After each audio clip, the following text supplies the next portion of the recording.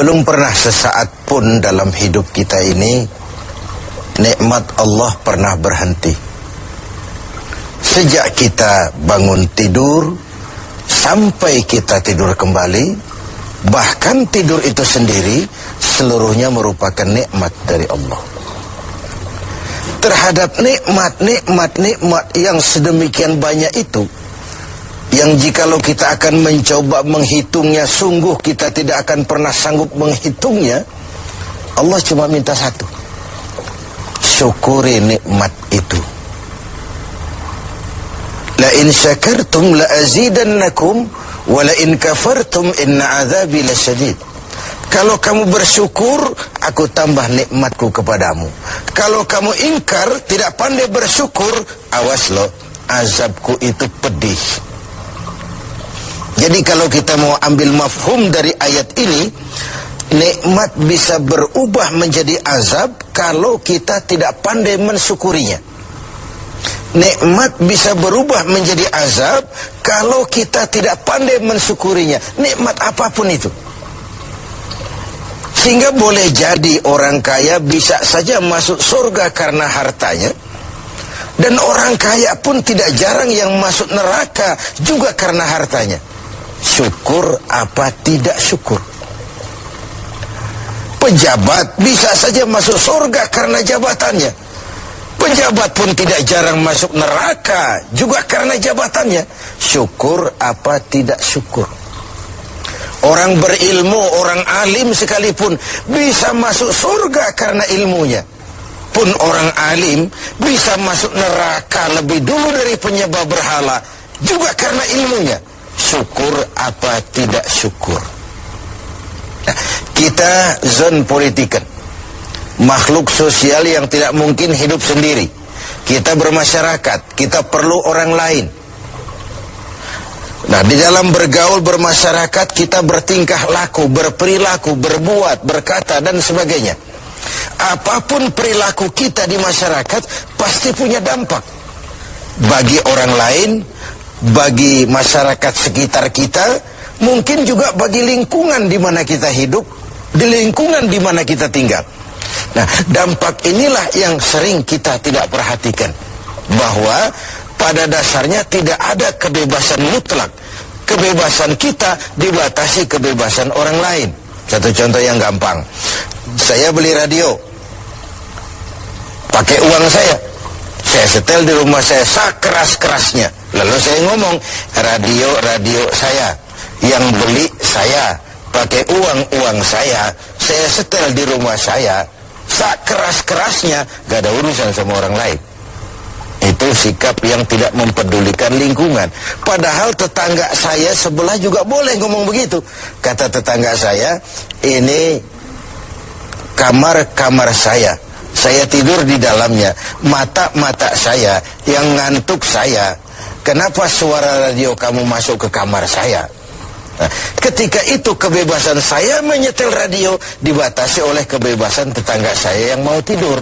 Disinilah terjadinya sikap saling menghormati, sehingga perilaku kita terkendali. Nanti akan kita bicarakan bagaimana pengaruh puasa dalam hal mengendalikan perilaku kita sebagai manusia. Sebelum kita lanjutkan bincang kita tentang pengendalian perilaku oleh ibadah puasa, mungkin di antara adik-adik kita yang hadir ada yang akan mengajukan pertanyaan lebih dulu. Saya persilakan, siapa? Assalamualaikum warahmatullahi wabarakatuh. Waalaikumsalam. Saat ini di negara kita banyak terjadi bencana. Bagaimana menurut pandangan agama? Ya, sesuatu yang aktual, tetapi mungkin nanti dari pembicaraan ini akan runtun mengarah kepada jawaban atas pertanyaan tadi, karena saya lihat ada sinkronnya, ada kesinambungan. Begini, tadi di awal pembicaraan kita membicarakan ayat, kalau kamu bersyukur aku tambah nikmatku kepadamu. Kalau kamu ingkar, awas, azabku itu pedih. Nah, kita bangsa Indonesia ini oleh Allah dikaruniai sebuah negara yang istilah Al-Quran itu baldatun thayyibah. Sebuah negeri yang begini subur. Buminya, di atas perut bumi kita segala pohon hidup.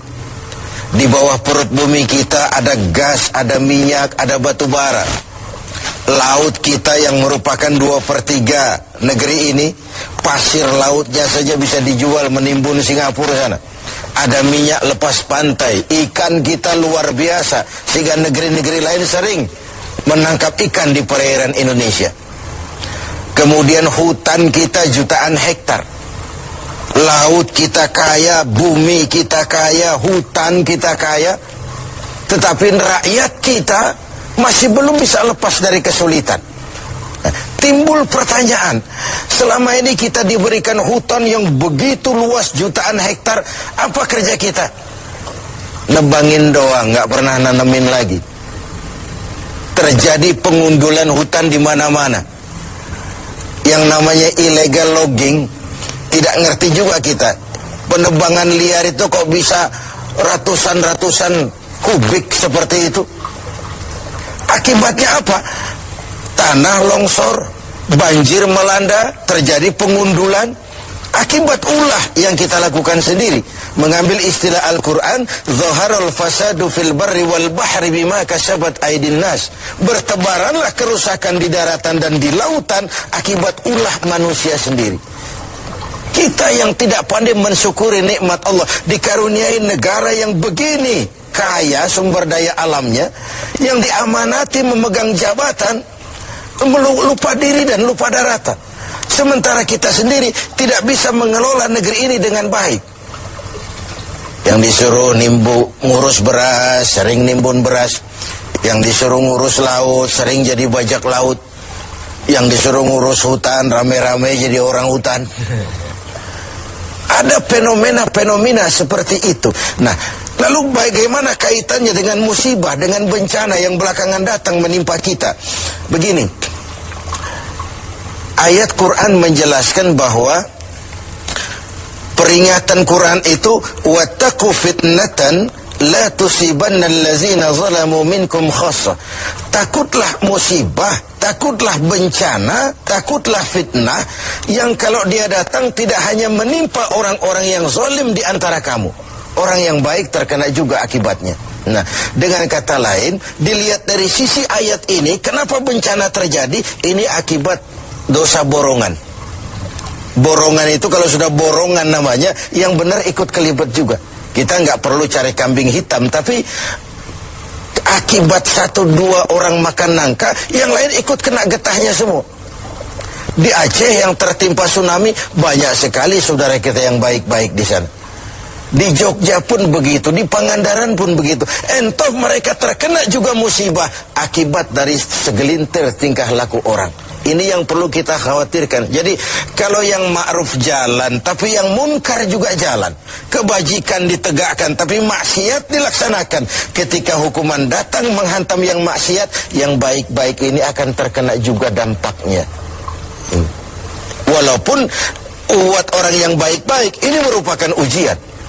Kan musibah itu kalau menimpa orang baik-baik namanya ujian tuh. Kalau musibah menimpa orang setengah baik itu 50-50. Di golongan yang sholat rajin, maksiat tekun, sedekah mau tapi korupsinya lebih gede dari sedekahnya. Cuma lipstik aja ngumpetin korupsinya, dia sedekah. Kemudian yang model seperti ini kalau terkena musibah, itu teguran namanya, bukan ujian. Sebaliknya kalau orang jahat terkena musibah, itu persekot, itu DP. Nah, ini merupakan harus jadi renungan buat kita semua, tanpa sekali lagi perlu mencari kambing hitam. Mari sama-sama kita melakukan introspeksi. Berangkat dari ayat yang kita bicarakan sejak awal tadi, nikmat bisa berubah menjadi azab kalau kita tidak pandai mensyukurinya. Nah, ada hadis kursi, Balah menjelaskan, terkadang melihat ulah manusia, aku ini kepengen turunkan azab saja, kata Allah. Tetapi ketika aku melihat orang-orang tua yang sujud di keheningan malam, bayi-bayi yang tanpa dosa masih menyusu, dan binatang ternak melata mencari makan, murkaku pun surut, azab aku tarik kembali. Kalau kita renungkan hadis ini, masih ada yang meredam murka Allah, menjaga keseimbangan. Orang-orang tua yang di keheningan malam sujud sambil berlinang air mata, nangis di hadapan Allah. Kita hutang jasa dengan orang-orang tua seperti itu. Bayi-bayi yang tanpa dosa, masih putih, bersih, masih menyusu. Dan binatang ternak melata mencari makan, itu potret dari lingkungan keseimbangan hidup.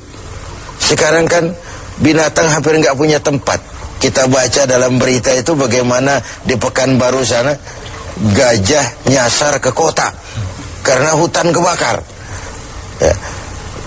Air kita nggak berikan tempat, lalu ngayap kemana-mana, masuk ke lingkungan penduduk.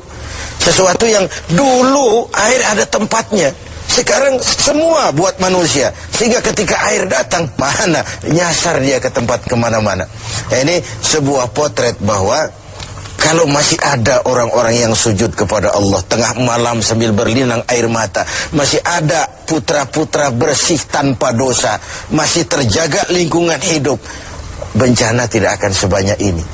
Tapi yang terjadi adalah sebaliknya. Yang diajarkan itu orang tua tengah malam sujud, bayi tanpa dosa menyusu. Nah sekarang akibat terjadinya pergeseran nilai, bayi tanpa dosa sering dibuang ke tempat sampah, sementara orang-orang tua tengah malam rebutan nyusu. Ini kan sebuah kesalah setelan dalam menjalani kehidupan ini. Oleh karena itu, menghadapi banyaknya musibah, menghadapi banyaknya bencana, kita tidak perlu mencari kambing hitam, tapi mari melakukan introspeksi. Kalau diuji, kita bukan saja harus sabar, tapi harus lulus. Nah, kalau ditegur, kita harus berani introspeksi, memperbaiki yang kurang, dan mengurangi yang memang berlebihan. Mudah-mudahan musibah yang banyak menimpa negeri kita belakangan ini adalah teguran. Syukur-syukur kalau dia ujian. Dan sekali lagi, bukan saja kalau diuji kita harus sabar, tapi juga harus lulus.